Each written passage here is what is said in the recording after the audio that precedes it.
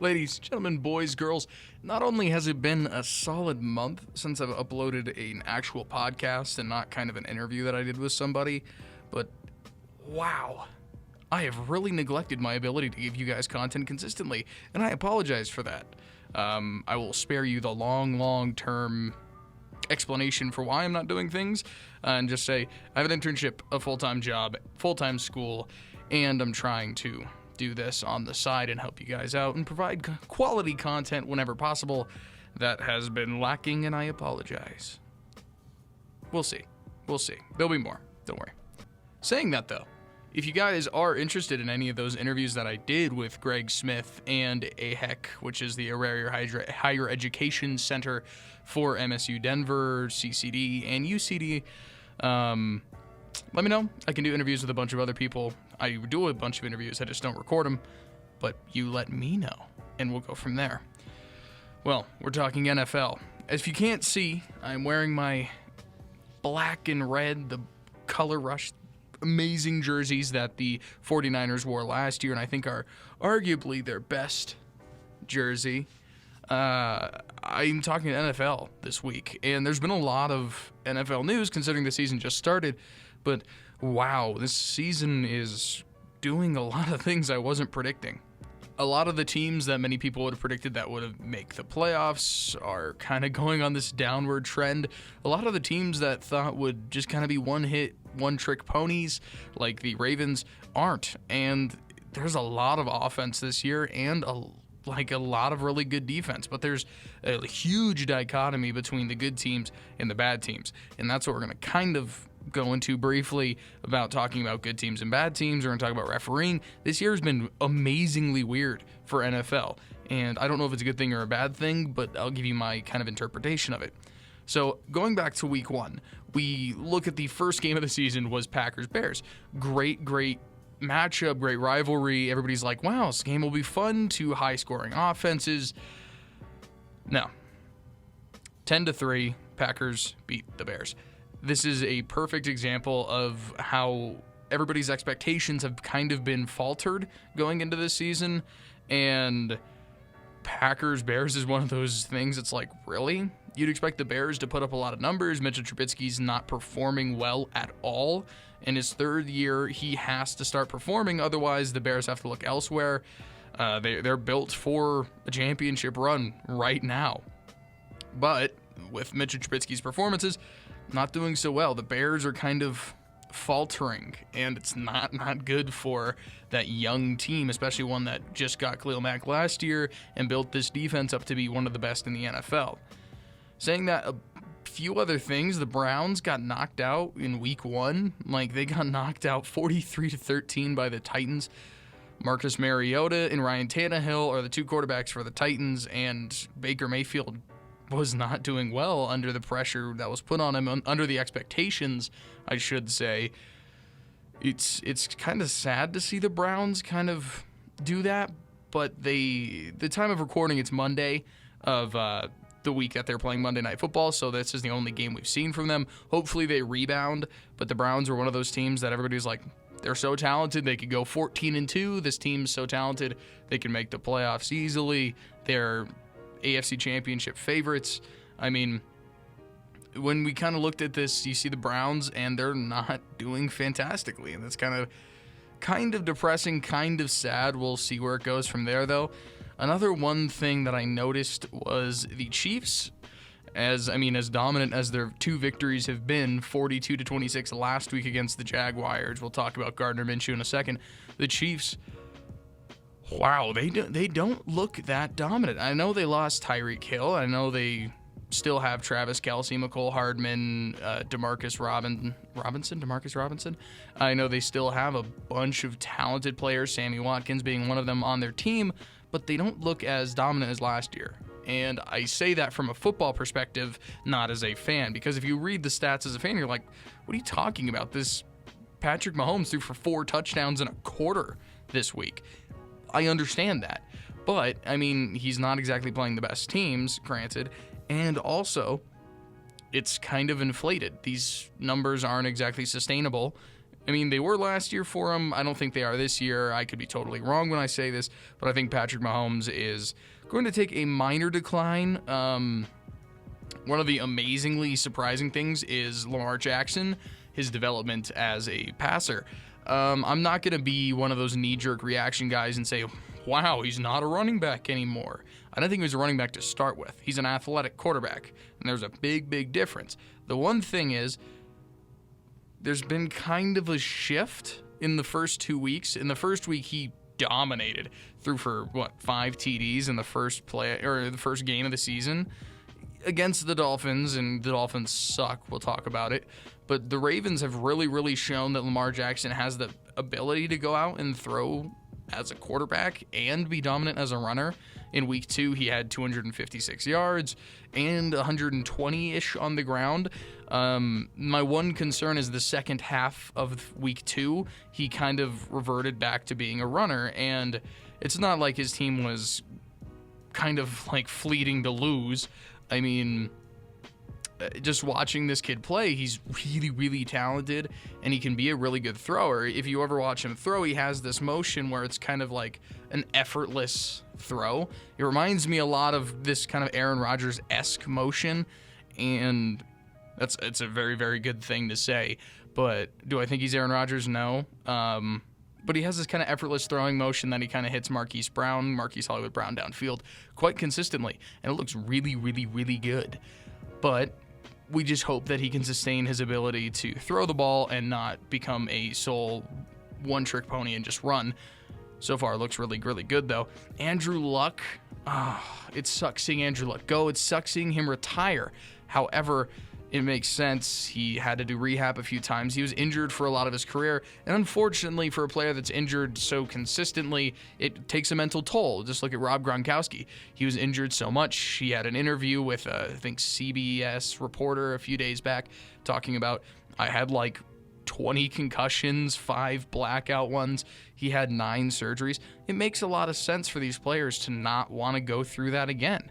I mean, I've broken a collarbone before. It ruined my ability to really be passionate about something because I was just mentally strained. And I'm not saying my injury was anywhere comparable to Andrew Luck or Rob Gronkowski's, but from a regular person's perspective, injuries can be very, very mentally tolling, especially in a stressful situation where there's a lot of people hounding you to get back onto the field. It sucks. I'm sorry for Andrew Luck, but Jacoby Brissett takes over. Unfortunately, he lost his weeks, but he's still really, really talented, and they locked him up for a couple more years. So he's the quarterback going forward, and that looks really, really good because Jacoby Brissett was a product of the Patriot system, as was Jimmy Garoppolo. Both are actually looking really, really good going into this season, and both of them are primed for starting positions throughout the year. So, saying that, I'm really, really big fan of Jacoby Brissett. I think he can lead this team. If you're a fantasy person, T.Y. Hilton will take a minor hit, but during the end of the season, he'll kind of start picking it up. You build chemistry with that quarterback, and going forward, T.Y. Hilton will be a very, very valuable asset. Now, I don't know whether Jack Doyle or Eric Ebron are going to be your tight end one. I would be very, very bullish. Or I would be very, very careful, not bullish. I'd be very, very careful on who you decide if you're going to start a tight end in fantasy. I try to avoid them for now until one of them either gets injured or you see one person strictly get thrown to. Brissett, we'll see. So I'm going to talk about the Cowboys. They re-sign Ezekiel Elliott to a massive $90 million extension. He's now locked up for like 6-7 years. Great move for the Cowboys. I told them they should re-sign Zeke as opposed to re-signing Dak and or Amari. Now, my biggest thing is Dak is looking really, really good, but I don't know if he's doing it just because he can, because they're beating up on really, really bad teams like the Giants in week 1. I don't know if Dak is actually, like, performing this well because he is that good, or it's just the competition that he faces. This year, we've seen a lot of really bad matchups, like really, really bad. Like Ravens-Dolphins week 1 was absolutely horrific. But, I mean, you see kind of stars develop. Yet again, you can't really make knee-jerk reactions because you can't inflate their numbers because they're facing somebody bad. Dak Prescott could be one of those guys, but he is doing great. Like, he's throwing the ball well. He has a supporting cast. This team is built for the playoffs, and they're built to go deep into them. And looking at the NFC right now, there's really no other team that's performing well. NFC team that performed well last year, the Rams. The Rams are looking really, really They have a great defense, and it's not proving to be a great defense right now. They're still performing well, but they're not performing great as they should. Jared Goff has not, they gave him this long-term extension. He's not really performing up to what they're going to pay him, and he's locked up with a lot of guaranteed money. Now, Sean McVay's system is very, very quarterback-friendly. It's very, very, let's get you some easy completions. Goff has sailed some throws. He's been inaccurate. He hasn't made the best decisions, kind of has some happy feet in the pocket. But I feel like going down through the season, he'll perform better, or he should. Same with Mitchell Trubisky. You can't be so, they're going to be bad now because they had 2 bad games to start the season. You kind of have to wait for them to get back into the swing of things. Trubisky didn't play in the preseason. Jared Goff had limited snaps. I mean, getting back into football shape is something that doesn't happen until around week 4. And once you start hitting that football shape is when you start seeing real teams start performing really well. The Patriots have been outstanding. They've been really, really good. They've outscored their opponents like 75-3. They just shut out the Dolphins, which was 43-0 in week 2. And that's a good thing and a bad thing. I feel like being a Patriots fan isn't fun. Like, every single week is just like, well, we're gonna win. And then, like, when you lose, you're like, but we're gonna win next week. I don't know. I feel like it sucks to be a Patriots fan. Broncos, Raiders. This is kind of an interesting one. The Broncos and Raiders faced off in week 1. It went okay. It went okay. But the Broncos look kind of they're kind of in this middle ground where you don't know what they're going to do. You don't know if they're good. You don't know if they're bad. It's like Joe Flacco's your quarterback. Drew Lock's on IR. You're kind of rolling with what you have. And if you have any injuries, the only development you can really look for is within Phillip Lindsay, Royce Freeman, Deshaun Hamilton, Cortland Sutton on your offensive side, and looking on Bradley Chubb on the defensive side, and that's really about it. Those are your kind of 5 players that you're really looking to develop and go further and become superstars. And so far, none of them really have. Bradley Chubb's been a beast off the edge, but he was last year as well. So you can't really make that reaction and say he's better now. And, it's the beginning of the season. The Broncos are 0-2. Week 2, they lost to the Bears. The referees have been horrible. And I'll go into that now. The refereeing has been horrible this year. The NFL implemented this new rule in which you can challenge pass interference calls, non-calls, and calls in which flags were thrown. Unfortunately, as good as that sounds on paper, it slows the game down. There are other calls that are being made, like roughing the passer, which we saw last year in an AFC Championship game against the Patriots and the Chiefs, in which roughing the passer was called, and there shouldn't have been. The kind of same thing happened that kind of screwed over the Broncos in the last 30 seconds of their game against the Bears this week. The referees, you can't eliminate them. Otherwise, your flow of game will be ruined. You can't eliminate referees and say every single play will be reviewed. You can't play a game like that because human error is a part of it. But, it's horrible. It's really, really bad. The NFL has to start auditing some of these refs, looking into how to improve it without ruining the flow of the game. There's 30 seconds left. It's the difference between a 52-yard field goal and a 70-yard Hail Mary. You gotta start looking at these things more realistically and be like, how can we make sure this doesn't happen?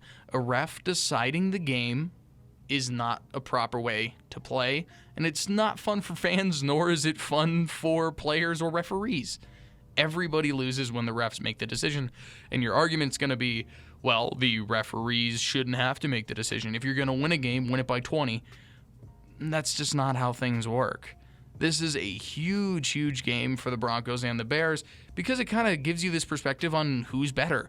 Trubisky on this kind of bottom side now on his low end, or Joe Flacco on his high end when he was performed really, really well.